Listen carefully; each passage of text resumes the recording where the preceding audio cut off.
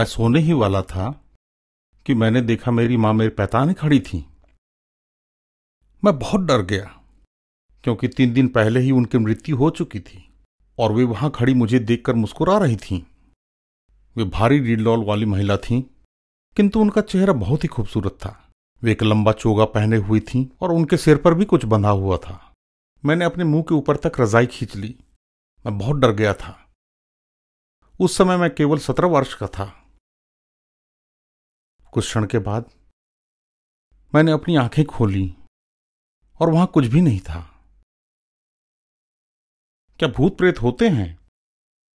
हां, और इसके 2 कारण हैं कि भूत प्रेत क्यों होते हैं। पहला, यीशु ने हमें बताया है। जब वे प्रेरितों से बात कर रहे थे तो उन्होंने कहा, आत्मा का मांस और रक्त नहीं होता। यह घटना उनके पुनरुत्थान के बाद की है।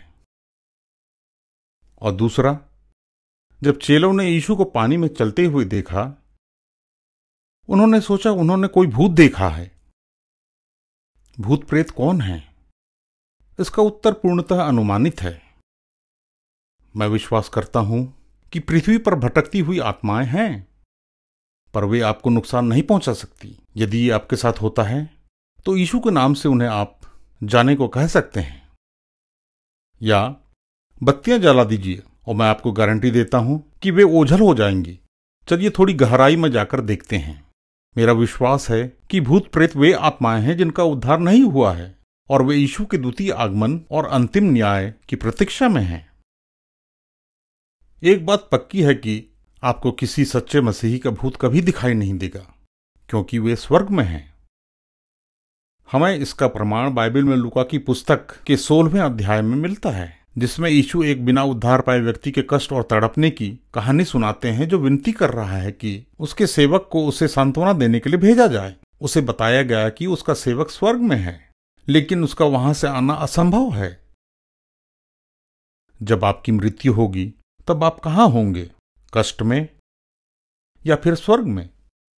हां, एक आत्मा है जिसे आप अपने जीवन में अवश्य चाहेंगे। वह है पवित्र आत्मा।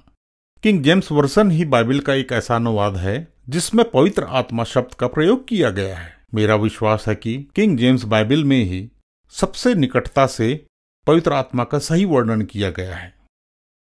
जब 1611 में किंग जेम्स बाइबल लिखी गई तो आज की अपेक्षा कई विभिन्न शब्दों का उपयोग नहीं होता था। अंग्रेजी का शब्दघोष जिस जर्मन शब्द गीस्ट से बना है, उसका अर्थ है मेहमान। अब आप अपने जीवन में इस पवित्र मेहमान को कैसे आमंत्रित कर सकते हैं? आपको अपनी जीवन शैली बदलना होगी। अपने पापों से प्रायश्चित कीजिए, बपतिस्मा लीजिए, तब आपको पवित्र आत्मा का उपहार मिलेगा। पवित्र आत्मा स्वर्ग जाने का पुल है।